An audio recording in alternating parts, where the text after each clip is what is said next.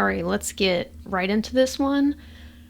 I'm going to talk to you all about how cults build power and how people become drawn to them or pulled into them.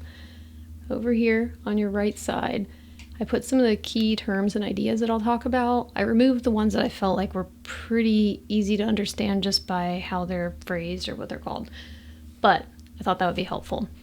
So this is an anthropological perspective, so the focus is on studying cults as a human system instead of looking at them based on my own thoughts, feelings, expressions, that type of deal.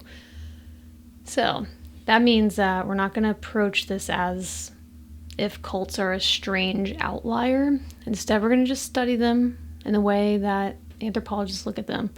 The same way that we study religion, the same way we look into political movements, corporations, and how communities operate. So with that in mind, we'll start out simple. So cults form through familiar social processes.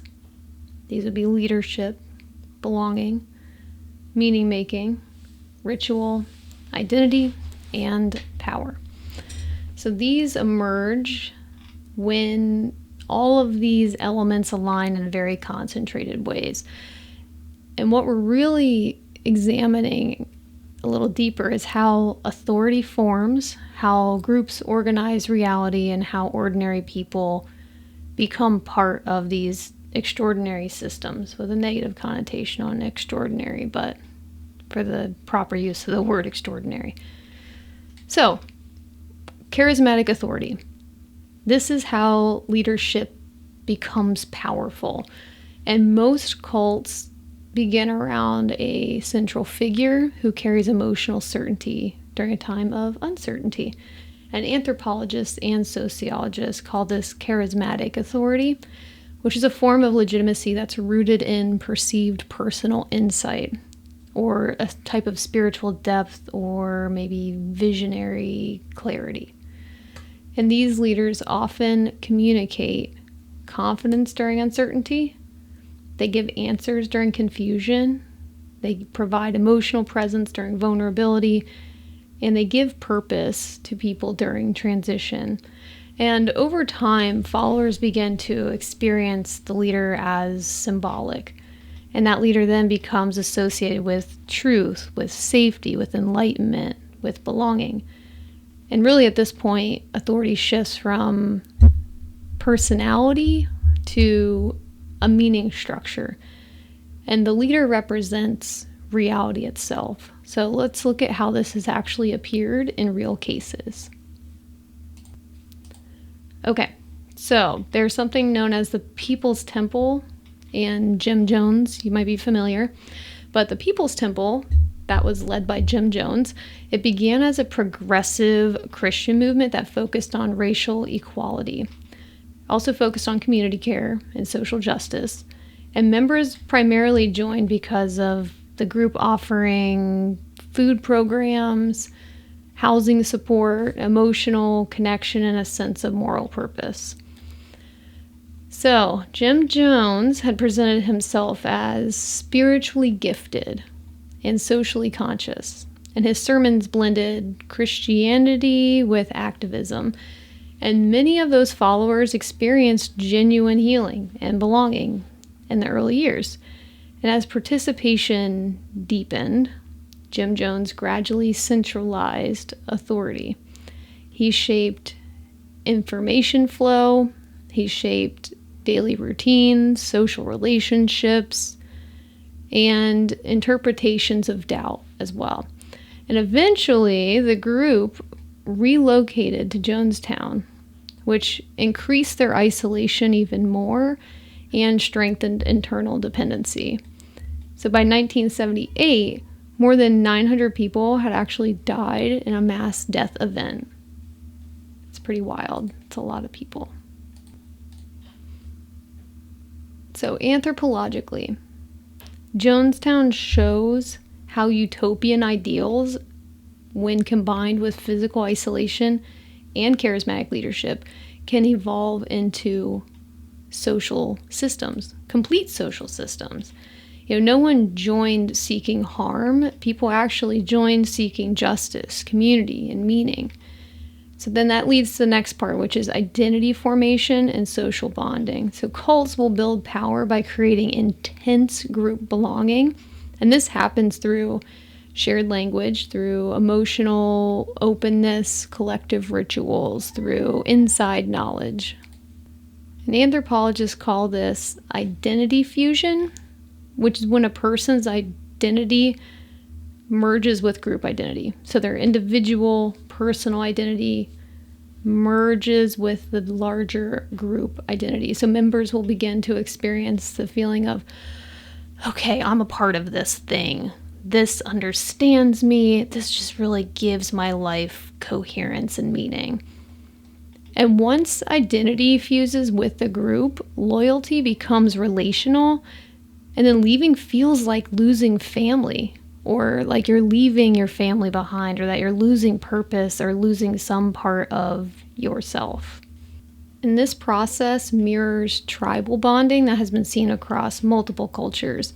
And humans have evolved to survive in groups. We know this, and cults activate this ancient wiring. The next one is Nexium, Nxivm, and modern corporate spirituality.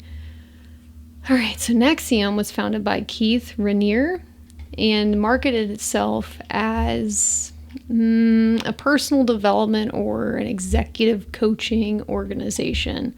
And members were professionals or entrepreneurs or actors and artists. So with that in mind, Recruitment emphasized self-improvement, emotional mastery, ethical living, elite membership. And workshops encouraged vulnerability and personal disclosure, so participants would build deep relational bonds. And over time, Raniere introduced a secret subgroup called DOS, or DOS, where women were coerced into servitude and they were actually branded. So Nexium, they began demonstrating how corporate language, when combined with spiritual hierarchy, can produce these powerful structures, essentially modern cult structures. And here, power grew through a credentialing system, through personal growth rhetoric and layered authority. So again, members entered seeking growth and connection. Next, we have Heaven's Gate and cosmological meaning. So you've probably heard of Heaven's Gate already. Heaven's Gate was led by Marshall Applewhite, and it blended Christianity with UFO cosmology. And members believed that spiritual evolution required leaving their physical bodies to join a spacecraft hidden behind a comet. And in 1997, 39 members participated in a coordinated death ritual. Anthropologically, though, this reflects how shared cosmology can reorganize reality itself. And when belief systems become immersive, they can shape perception, they can shape emotion and decision making. So let's talk about how people become drawn in to these types of cults. Anthropology shows us that cult recruitment aligns with universal human experiences. So people will often encounter these groups during grief, during disruption in their career, an identity transformation or transition in life, spiritual searching, or relational loss.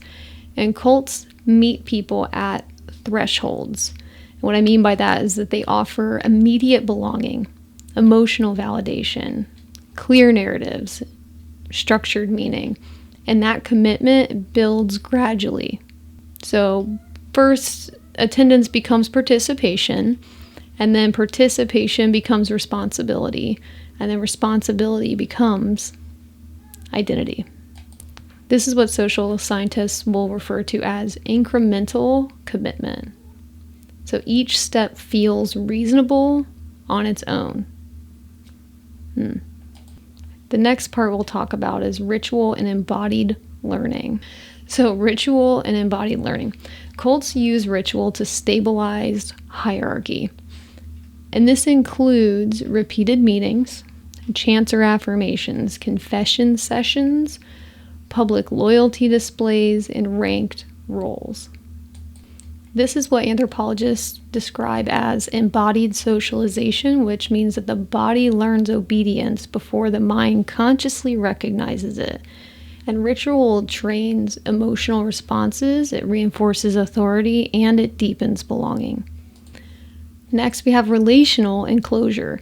So eventually, most meaningful relationships exist inside the group.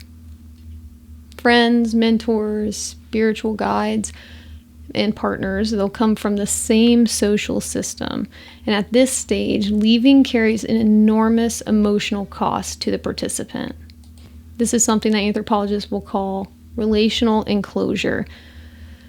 What that means is that when someone were to exit, or if they were to exit, that means that they're losing their community, their identity, their support, essentially their purpose, which explains why departure can often take years and it involves grief similar to bereavement. Cults build power through charismatic leadership, identity fusion, incremental commitment, ritual reinforcement, emotional bonding, and controlled meaning systems. And people join because these groups fulfill real human needs: connection, purpose, coherence, healing. So from an anthropological perspective, cults function as micro-societies, complete with belief systems. They're complete with hierarchies. They have moral frameworks. They have enforcement mechanisms. And they are intensified versions of processes already present throughout human culture. So to kind of close here, cults reveal something incredibly important about humanity.